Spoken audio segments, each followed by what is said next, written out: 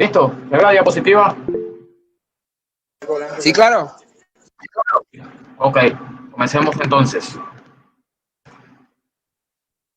Hoy vamos a hablar de lo que son motores eléctricos. Yo sé que los había colocado a investigar acerca de las respectivas protecciones, pero eso lo vamos a necesitar para un poco más adelante, ¿verdad? Para poder trabajar todo lo que son los controles y demás. Entonces, vamos a hacer una pequeña conferencia de lo que son los motores eléctricos para saber dónde aplicar eh, todos esos dispositivos que los mandé a investigar. ¿Okay?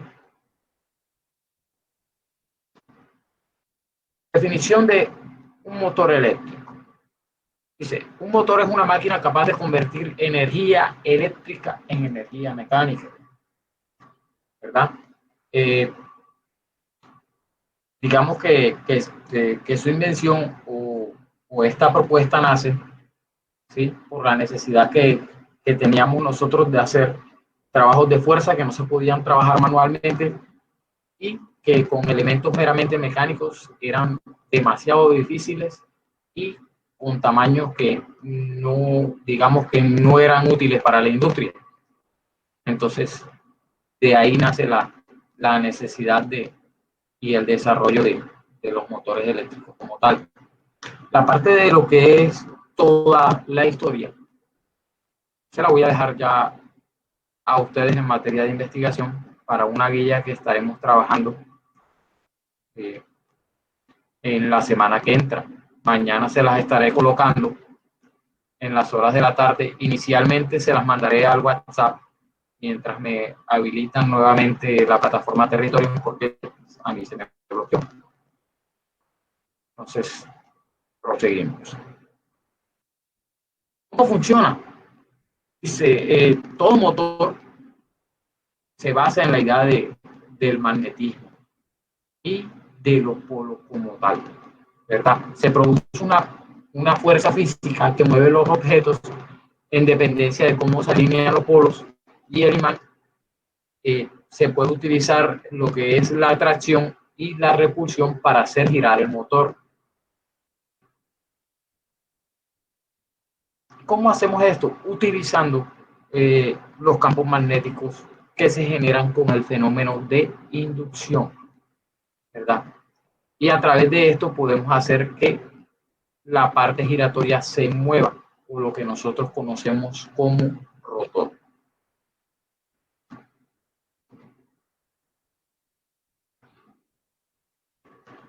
Características de los motores.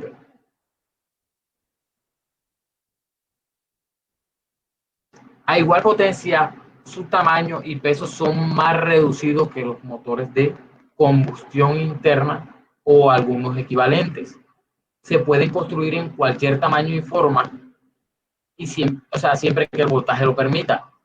Se tiene un par de giro elevado. Cuando hablamos de par de giro y todas estas cuestiones, nos estamos refiriendo al torque o a la fuerza que tiene el motor para hacer su trabajo, según el tipo de motor, y esto es prácticamente constante. Su rendimiento es muy elevado, típicamente en torno al 75%, y aumenta a medida que se incrementa la potencia de la máquina. Este tipo de motores no admite contaminantes porque estamos hablando de motores eléctricos como tal, ¿sí? Están haciendo una comparación o se está haciendo una comparación entre los motores eléctricos y los motores de inducción. Aunque en la generación de energía eléctrica de la mayoría de las redes de suministro se emiten contaminantes. Cuando nosotros tiramos todo lo que es la parte de generación, por lo menos aquí en Colombia la gran mayoría es generación a través de centrales que digamos que son termoeléctricas.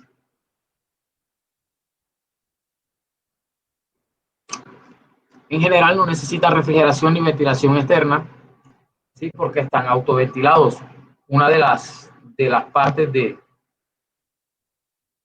del motor como tal es un ventilador que lleva en la parte posterior y él va acoplado al rotor o eje del mismo motor, y a medida que el motor va girando, pues ese ventilador también y lo va refrigerando.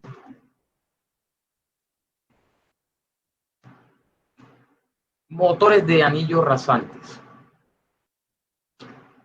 Existen motores como este que estamos viendo nosotros acá, cuyo rotor es bobinado, y para poder llevar tensión a ese bobinado se colocan este tipo de anillos sobre los cuales van colocados unos carboncillos que se conocen como escobillas, ¿verdad? Y permiten llevar la tensión aquí para generar un campo magnético aquí, y llevarán otra conexión en el estator para generar el otro campo, para generar aquel efecto del que se estaba hablando de atracción o repulsión y hacer girar el motor.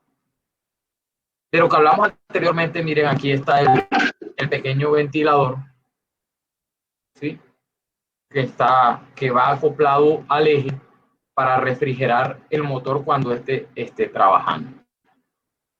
Regularmente, o en otro tipo de motores, este ventilador está del lado exterior, ¿sí? Y ayuda a refrigerar la carcasa como tal. Como la carcasa del motor son de materiales eh, que sirven para disipar el calor, los de última tecnología son en aluminio, algunos son en fundición, dependiendo de la eficiencia como tal de, de los motores, ¿verdad? De ahí los materiales de construcción.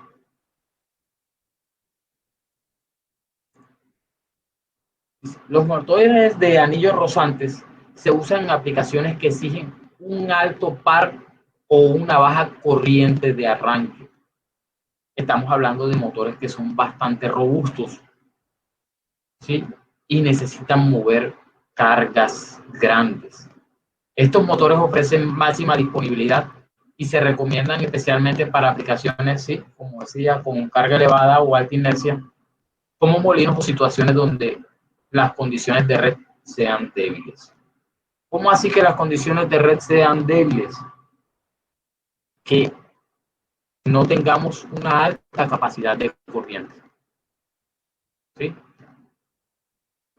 A eso hace alusión eso de que las redes sean débiles. Los motores de anillos rosantes son de construcción modular en su gran mayoría y disponen de una amplia gama de accesorios en función de la aplicación. Hay disponibles numerosos tipos de cubiertas y refrigeraciones alternativas.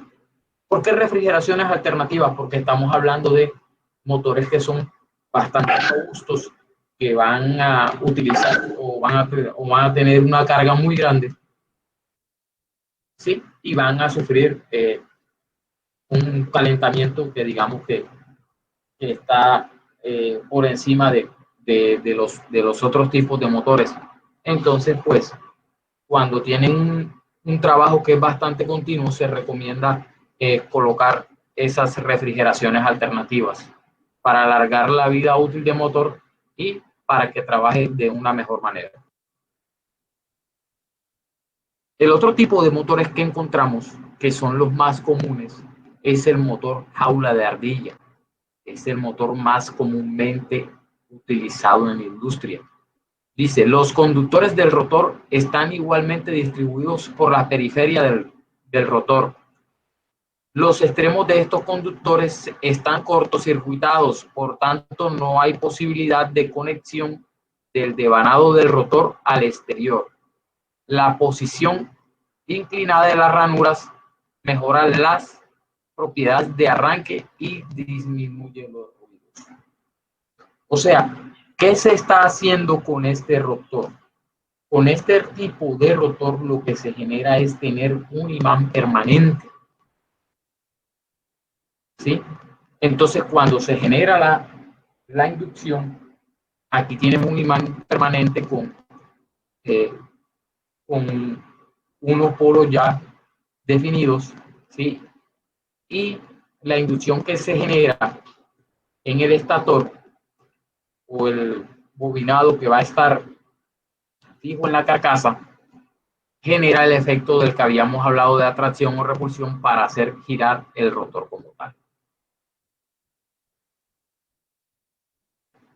tenemos motores tanto de corriente directa como de corriente continua. Aquí estamos hablando un poco de lo que son los motores de DC. Dice, los motores de corriente continua se clasifican según la forma como estén conectados. Lo puedes conectar en serie, lo puedes conectar en una conexión que se llama compound, en shunt, ¿sí? Y tenemos el motor eléctrico sin escobillas. Además de estos que se mencionaron anteriormente, existen otro tipo de motores que son utilizados en electrónica, que son el motor paso a paso, el servomotor y el motor sin núcleo como tal. ¿Ustedes ya habían trabajado con algún tipo de motor eléctrico anteriormente? No, profesor, que yo recuerde. Con ninguno, o sea que en la parte de electrónica ustedes no han utilizado ningún tipo de motor, pero me imagino que de pronto por curiosidad, en algún momento, todo el que estudia electrónica es curioso como tal, y desarmó algún tipo de motorcito, ya sea desde la grabadora, desde Del carro control remoto. el carrito a control remoto, ¿sí? Y lo puso a trabajar única y exclusivamente ahí solo de necio, nada más. Sí, yo Entonces, puse a funcionar. ahí tenemos un tipo de de motor DC, ¿sí? A muy pequeña escala, pero igual es un motor de DC. Las conexiones estas de serie, compound, shunt, ¿sí? Generan una serie de características, una serie de comportamientos en un motor DC. Estas conexiones se las voy a dejar a ustedes para que las investiguen en la guía y las vamos a socializar en un foro, ¿verdad? ¿Cuáles serán esas aplicaciones para ese tipo de conexiones?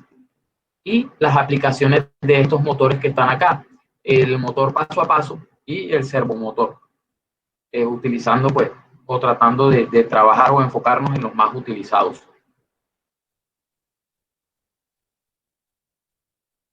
También podemos encontrar motores de corriente alterna, son los más empleados en la industria, lo que hablamos del motor sincrónico, jaula de ardilla, el más utilizado en la industria. ¿Sí? Aparece también el motor universal que puede trabajar tanto en corriente alterna como en corriente continua.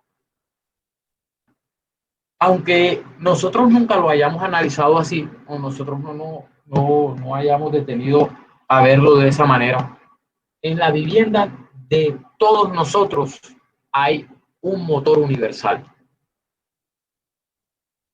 ¿Podrían ustedes imaginarse cuál es ese motor universal que está en la vivienda de todos?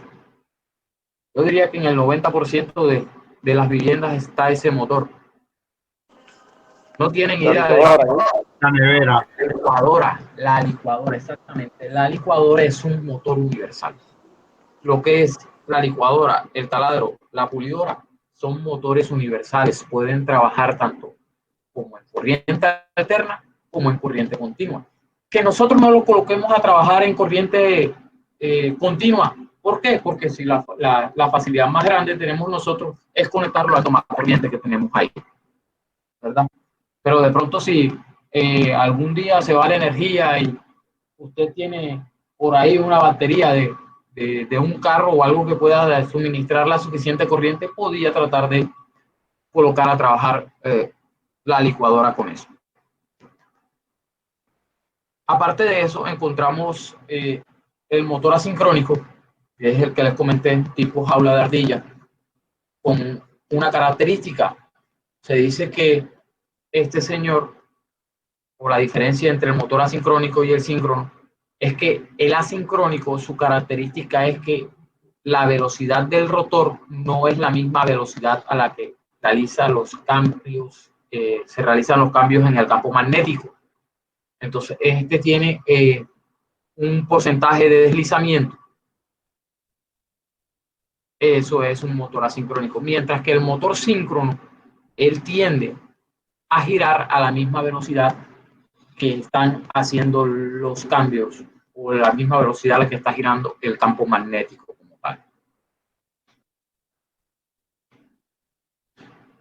En los motores de corriente alterna, nosotros encontramos, digamos que de acuerdo a la alimentación, encontramos dos tipos. Está el motor monofásico y está los motores trifásicos.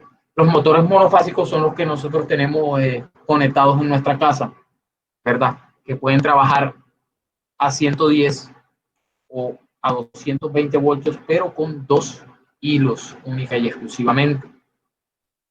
Eso es un motor monofásico. Llámese el motor monofásico, el ventilador, ¿sí? Es el motor monofásico más común que tenemos nosotros. Dice, el motor monofásico de fase partida es uno de los distintos sistemas ideados para el arranque de motores asíncronos monofásicos. Se basa en cambiar al menos durante el arranque el motor monofásico por un bifásico que puede arrancar solo. Dice, el motor dispone de dos devanados, el principal y el auxiliar. Además lleva incorporado un interruptor centrífugo. Estos son para un tipo de motor diferente al ventilador de nuestras casas. Ese interruptor centrífugo va conectado en el eje. Lleva un sistema con unos resortes. Cuando el motor arranca, que comienza a girar el eje, se genera lo que nosotros conocemos como fuerza centrífuga. No sé si alguno fue a un parque de diversiones y anteriormente se encontraba mucho una atracción que se llamaba el gavitrón, que la gente se colocaba, digamos que en las paredes, y la atracción comenzaba a girar. Y por esa fuerza que se generaba, usted no podía despegarse de las paredes. En las actuales, en esas paredes hay unas sillas que tienen unos ejes y pueden elevarse o bajar de acuerdo a la aceleración que lleva la atracción como tal. No sé si alguno de ustedes tuvo esa experiencia y fue a algún tipo de esas atracciones.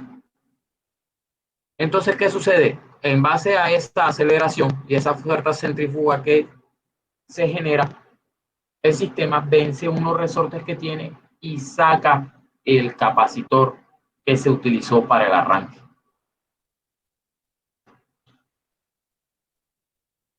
Eso en cuanto al interruptor centrífugo, ¿sí? Como se ve aquí, cuya función es desconectar el devanado auxiliar después del arranque del motor.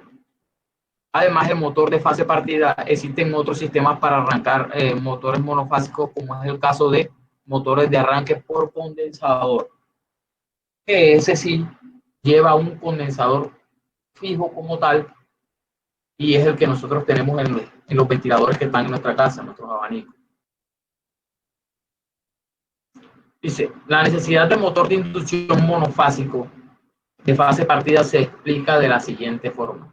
Existen muchas instalaciones, tanto industriales como residenciales, a las que la compañía eléctrica solo suministra el servicio de corriente alterna monofásica.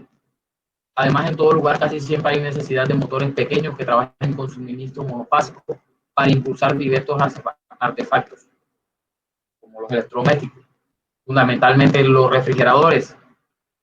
En estos no se emplean interruptores centrífugos, sí, sino interruptores electromagnéticos que disponen de una bobina conectada en serie con el bobinado principal. En el arranque, la intensidad de corriente es muy alta y el interruptor electromagnético cierra un contacto que conecta el bobinado de arranque o auxiliar, y a medida que va alcanzando la velocidad va disminuyendo la intensidad hasta que la bobina del interruptor deja de mantener cerrado el contacto y desconecta el bobinado de arranque. En algunos casos, las neveras manejaban un equipo que se conoce como el relay. Así siempre, se dañó el relay, se dañó el relay. Ese relay es el que realiza esa función de estar conectando y desconectando esa bobina de arranque que tienen los compresores y los refrigeradores.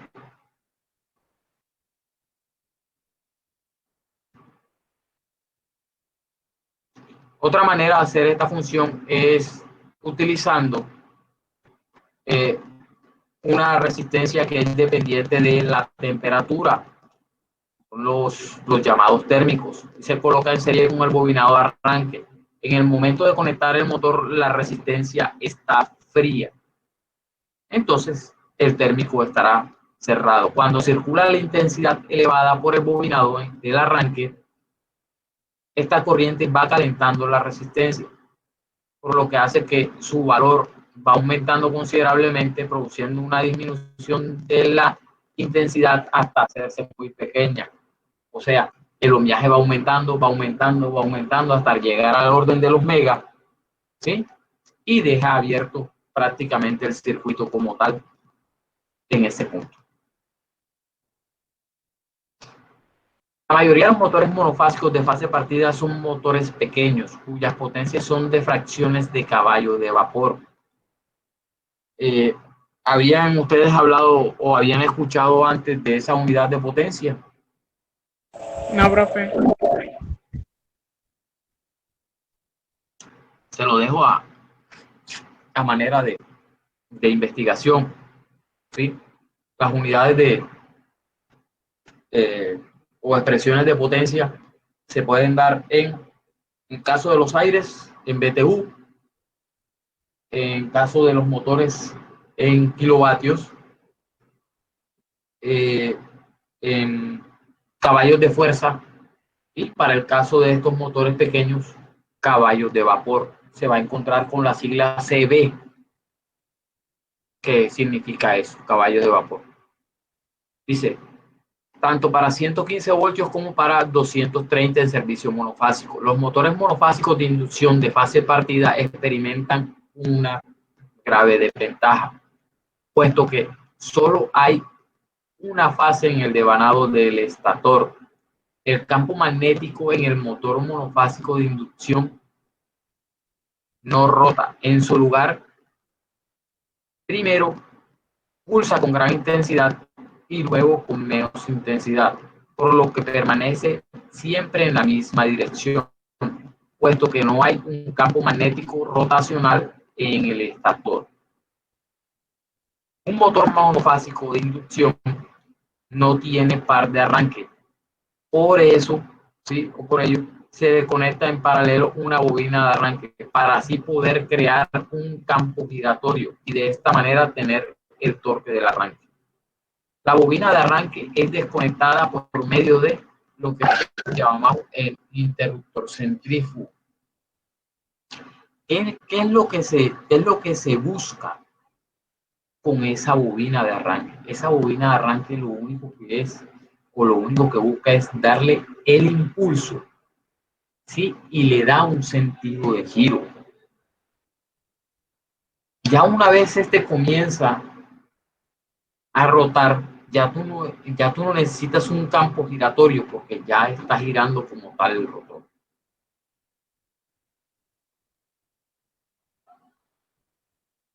Entonces, esa es la función de esa bobina de arranque, darle ese pequeño impulso. En el caso de los motores, como el ventilador que nosotros tenemos acá en nuestras casas, ellos tendrán una bobina de arranque o una bobina de marcha, ¿sí? Asociada a o conectada con un condensador. El sentido de giro en nuestros ventiladores lo da ese juego de esa bobina con ese condensador. Si alguno ha visto eso, no sé, de pronto un necio limpiando el abanico se le desconectó un par de cablecillos y si los conectaron al revés y es esa bobina de arranque, el ventilador empezará a girar en sentido contrario y echar el fresco hacia atrás. Lo convirtió en un extractor. Lo he visto pocas veces, pero se lo vi un personaje una vez por donde yo vivía anteriormente. Dice la Constitución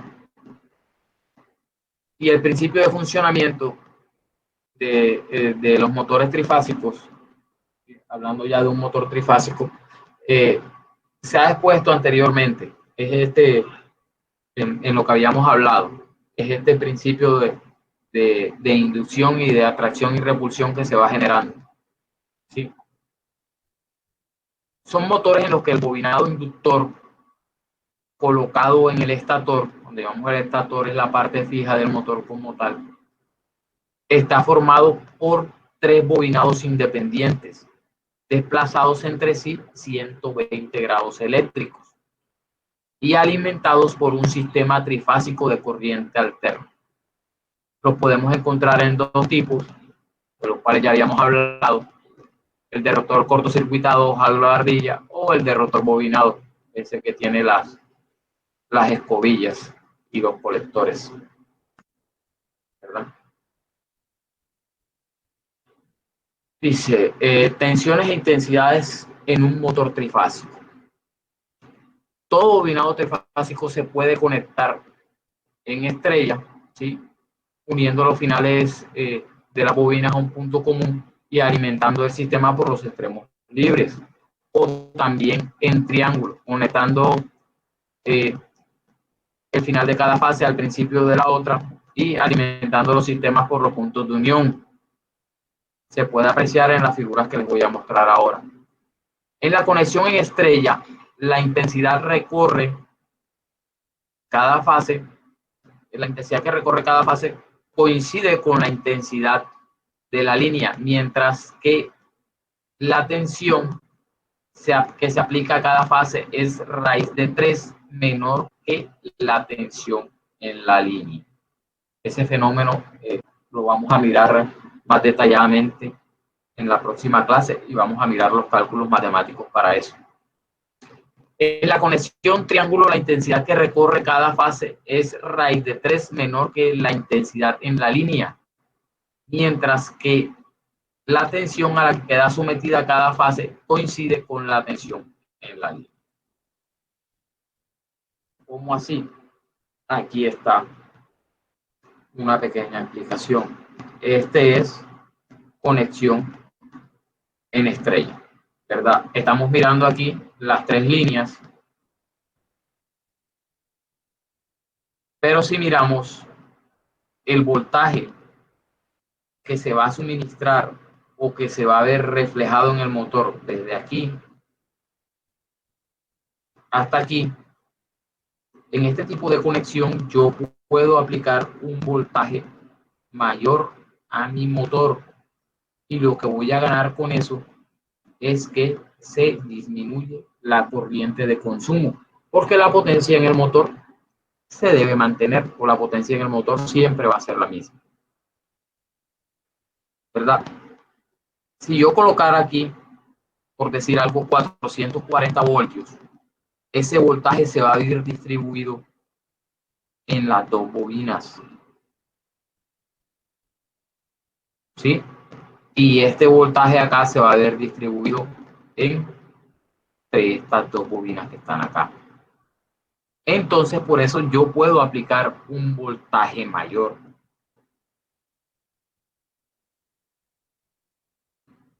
Y la intensidad va a bajar porque se va a ver repartida.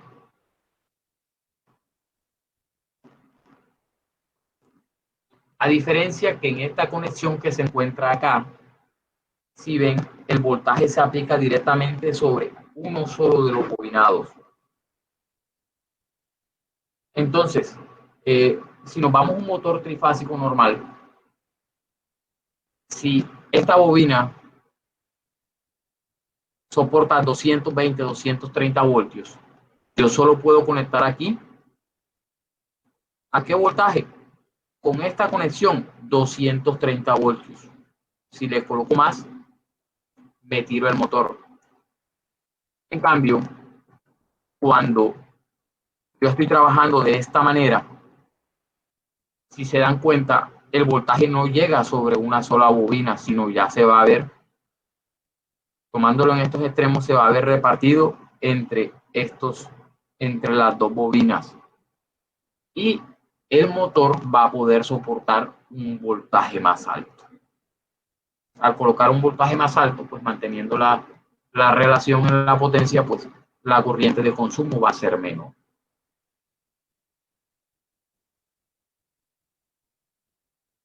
Esto en cuanto a a las diapositivas que teníamos preparadas para el día de hoy como tal. Si tienen alguna pregunta, Profe, ¿usted va a pasar esa diapositiva? ¿Usted la va a pasar? sí, claro que sí. Todo el material que nosotros veamos en las conferencias, las charlas, se las voy a pasar. Igual las videoconferencias van a quedar grabadas y les voy a dar acceso, ¿sí?, a la Drive para que ustedes puedan repasarlas si son necesarias, para que lo vean, ¿verdad? Listo, profe. Gracias. Okay. Bueno, miremos otra cuestión acá. Déjenme y les preparo una imagen. Les tenía como tal. Y aquí podemos ver las diferentes partes que tiene un motor. Tenemos aquí lo que es la bornera de conexión, conoce también como placa de Bornes, el rotor, ¿sí?, el estator, digamos aquí el bobinado en el estator, que es la parte esta fija como tal, el eje, que es prácticamente o hace parte, viene fijo con el mismo rotor como tal, los bobinados de lo que estábamos hablando, la placa de características que es donde aparecen todos los datos del motor como tal, la carcasa que viene siendo el soporte, los rodamientos y el ventilador de refrigeración. Si miran como tal y observamos bien el corte, miren que el corte viene hasta aquí, o sea que la carcasa cierra aquí, el rodamiento queda adentro y este ventilador queda por fuera. Esta parte de acá se conoce como caperuza, se llaman. Si alcanzan a ver ustedes allá el movimiento del cursor, ¿verdad? Sí. Ok. Esta parte de aquí que recubre el ventilador se conoce como caperuza. ¿Cuál es la función de esa caperuza como tal? Uno, que este ventilador no le lleguen elementos extraños o que no vaya a generar un accidente con alguna persona que esté pasando por el sitio.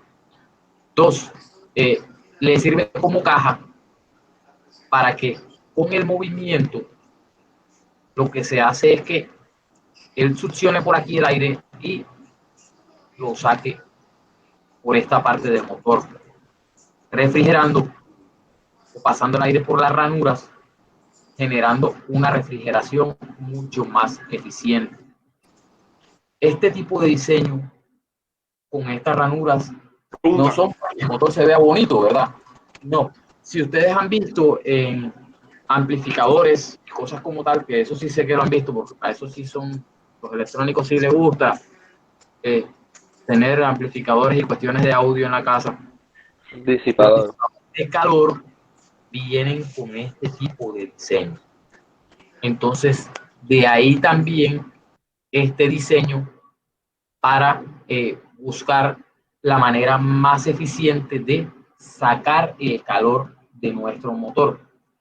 Porque si este señor se recalienta, lo que va a hacer es que se van a recalentar o se van a calentar también los bobinados, y sabemos que los conductores, a medida que se calientan, van perdiendo su capacidad de conducción como tal. Entonces el motor comenzaría a solicitar más corriente, hasta que el conductor o el bobinado como tal se puede dañar,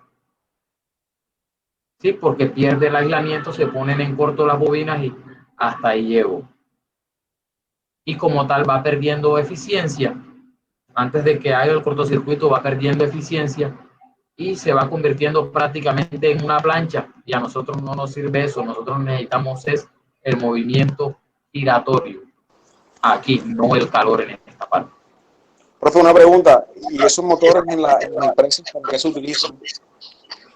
No, pueden tener muchas aplicaciones. Yo puedo utilizar un motor para hacer que se mueva una banda, o puedo utilizar un motor para un ventilador que me genere una succión. Puedo utilizarlo para lo que son mezcladores de, digamos, de un par de componentes. Sí, las aplicaciones son de acuerdo a lo que se necesite. En algunas partes necesitamos elevadores para llevar materiales de un piso a otro mucho más alto, ¿verdad? Bandas transportadoras, todas estas cuestiones, todo lo que se necesite. Por lo menos en la empresa donde yo trabajo se trabaja mucho con molinos y con bandas transportadoras. Pues todas Y estas, esos motores dígame, tienen diferentes velocidades. los motores, y eso lo vamos a ver más adelante. Él, digamos que él viene diseñado como tal para una velocidad fija. ¿Sí? Él dice, no, mi motor trabaja 60 Hz, a 60 Hz me da 1800 revoluciones, por decirte algo, ¿verdad? Y esa es una velocidad fija. Pero como nosotros necesitamos a veces diferentes velocidades o unas velocidades más bajas para mejorar nuestra fuerza, nuestro torque, existen equipos dedicados a eso. Si yo quiero controlar la velocidad electrónicamente de un motor, yo aplico lo que es un variador de frecuencia. En algunas partes se conoce como variadores de velocidad, pero realmente tú no vas a estar, te estás variando la frecuencia suministrada al motor y con eso se puede variar la velocidad a la que gira, porque estás variando la velocidad de los cambios del campo magnético como tal. Y mecánicamente tú puedes colocar reductores mecánicos. Pero ¿qué pasa con el reductor mecánico? Con el reductor mecánico tú vas a tener una velocidad más baja a la salida, pero va a ser fija. En cambio, con el variador de velocidad, tú puedes ir cambiando la velocidad a donde tú la quieras llevar. Tú le das un set point, ¿verdad? Tú dices, no, yo quiero que ahora ese motor trabaje a 30 Hz porque lo necesito más despacio. Y tú lo único es que tienes que hacer es mandarle la señal al variador.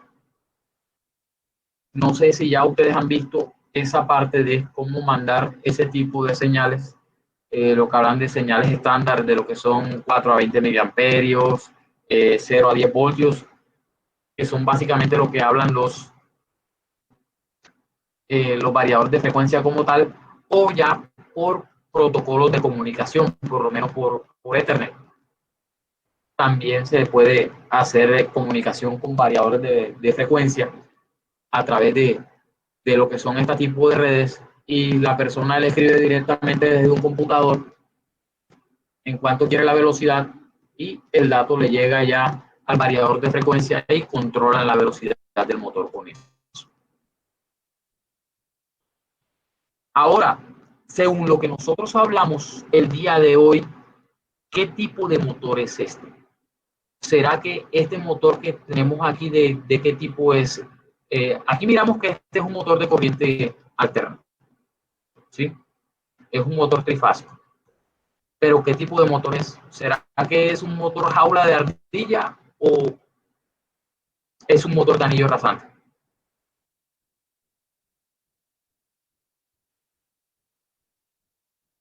Jaula de Ya ardilla.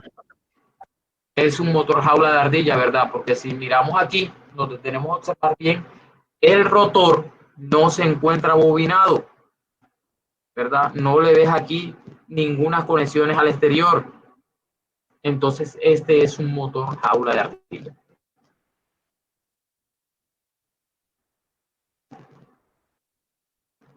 Esto que se encuentra acá es de lo que vamos a hablar nosotros en nuestras próximas clases. No sé si de pronto en la investigación que les coloqué a hacer, algunos ya podrán identificar qué artefacto es este que está aquí. Nada, ni idea. ¿Qué es Sí, este artefacto que es armado? ese es un ¿no? Contactador. Exactamente, este es un contactor ¿sí? Contactor Y es la palabra. aquí se encuentra el despiece de él como tal, ¿verdad? En la guía que les voy a colocar, ustedes tendrán el pequeño trabajito de señalar aquí y colocar el nombre de cada una de las partes del contactor como tal. Aquí tenemos otro tipo de motor. Ya este motor, fíjense que además de el rodamiento que tiene aquí, aparecen, ¿sí?, las conexiones para trabajar con anillos rasantes.